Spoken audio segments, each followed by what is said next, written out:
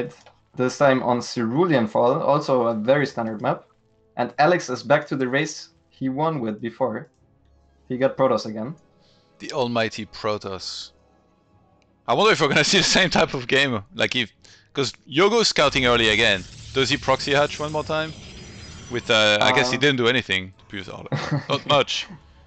Yeah, I think maybe he only proxy hatched because there was a pylon block on his natural. And this time Alex didn't go for a pylon scout, so I feel like maybe this game he won't go for it.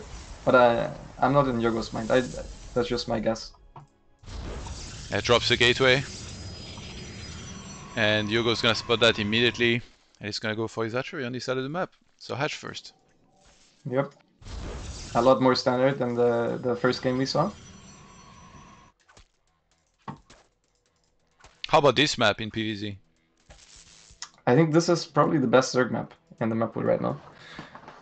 I know, against all races or? Against Protoss. Oh, okay. Only against Protoss, Why? for sure. Because it is pretty hard for Protoss to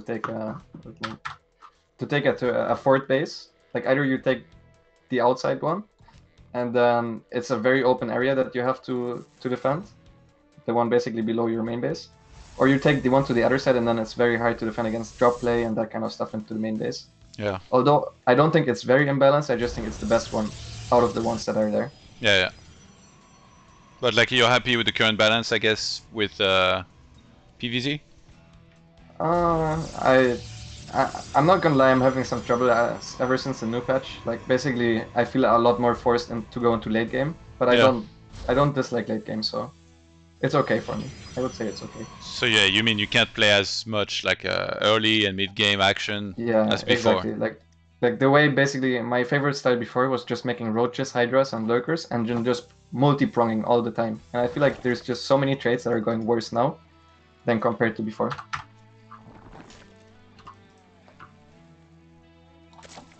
I'm also not sure why, but I don't have in-game music now. I guess that just happens sometimes.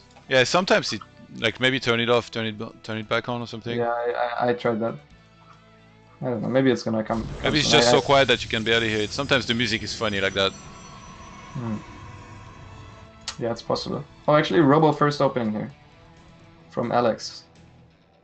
Maybe he wants to go for one of these all-ins that I talked about earlier. Oh, and the Sentry first as well, so this is a bit special. If YoGo sees this Sentry popping, he already will know that it's not a Dark Shrine opening, for example, because Protoss cannot have the gas to go for Stalker, Sentry, Twilight, and Robo. Oh yeah, or it will be delayed, yeah.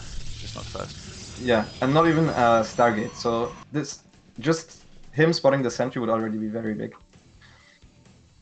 Which he won't, by the way. What is this gonna be, you think, then? He drops a Forge. It's gonna be one of those, just make the Zerg paranoid and then take a late third base. I think he's even gonna make a Twilight before he takes the third expansion. This is like one of those styles that the Russian Protoss players play rather often. Like well, what if he hallucinates a prism, sends it across the map, and then YoGo sees it's a hallucination and is like, oh, okay, no, that was false alarm. And then what if he sends the real one? I think he might hallucinate an Oracle, actually. I could see him doing that. I think that's next level mind games. If he just does that with a prism. I don't like what he's doing. I would have liked him to hallucinate an Oracle or a prism, like you said, and then just clear it up with a Stalker. But killing the Overlord is really nice, though, no? Yeah, but you could have killed it with only one Stalker too, and then with a hallucinated War Prism or Oracle, YoGo would have had to react differently, because now he already knows there's two sentries, it cannot be a Dark Shrine. And I think YoGo also cancelled his lair upon realizing that, although I'm not 100% sure on that. Now he even gets a scout with a slow Overlord against the Stalker opening, which is just super nice. This scout was so nice. Seeing a Forge this early, he can just go out to 60 drones for free. Yeah, what does that tell him, this scout, exactly? Because it's kind of weird, right? Even like the build order of Alex, as I'm watching as observer, like, he's not really committing to anything. He's getting some upgrade, he's getting an Immortal, and he's getting a Twilight Council for whatever upgrade he's gonna make out of this. Is that what YoGo understands out of it? That's what he should understand. Like, what he should understand is, okay, there is nothing my opponent can throw at me right now that would be would scare me at all, you know? I would just make 60 drones if I was in YoGo's shoes. And look at the observer across the map, by the way. He checked everything. Checked the main base, checks the expo, he sees that there is no lair tech just yet, and he's gonna check the third base now. Which should make Alex pretty confident. Yeah, it's like especially if he sees the roaches pop out. These roaches are completely useless right now. I would have really preferred them to see make a couple more runs right now before actually seeing it. And Alex is gonna transition into an 8 gate. He's gonna all in maybe because he's got 44 probes. So just charge load, Archons, Immortals. He's got 2 Immortals and then he queues a Prism. And I feel like even though this is an all-in, it would have been better for the Zerg to have more drones early on because he will have more army. So this is a very delayed all-in, right? So as Zerg, you want to be at least, I would say, 10 workers ahead against this kind of stuff. He does start YoGo +2, isn't. by the way. Yeah, that's interesting too. It could just be one of those where he tries to max out on 44 probes and just stays defensive. Tries to make the Zerg very paranoid while taking a very late third base, which in this case would actually be insanely good. He has the full scouting information. Like if Alex just doesn't attack and stay at home and goes up to 160 supply, I think he would be in an excellent position. And he has the observer across the map, so he kind of sees the full saturation and units that were made, but what does he choose to do? That's the big question. Still no third nexus. He did start +2 attack, which points more towards him waiting for it to be complete before he attacks.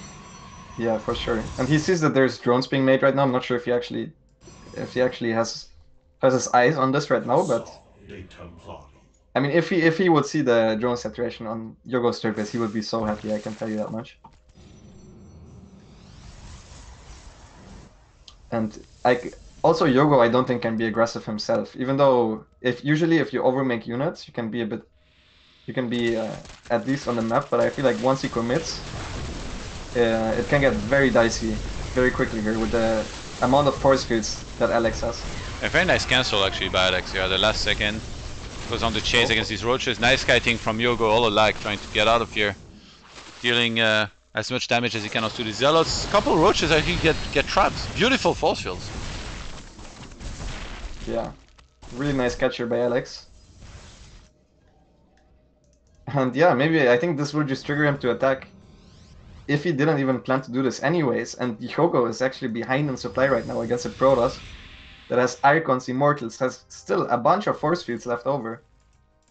So he needs to hope for the sickest Baning connections right now. Yeah, YoGo could be in big trouble there. Tries to regroup, he's gonna have to kite his way out of this one. The Banelings have to connect big time. Zealous in the natural are chasing a Lone Queen. Oh my god, he traps the Ravagers here down the ramp. Oh wow. On the other side of the map we got Lynx working on that third Nexus, but he kinda feels like he needs those back at home not to die right now. I really don't think Alex gives a single fuck right now about this Nexus. And he's just going into the natural. He is losing a couple of sentries against the Banelings, but there's just way too much Protoss here, and it looks like Alex's Protoss is the second seed to be the first seed here in this tournament. Wow, very impressive.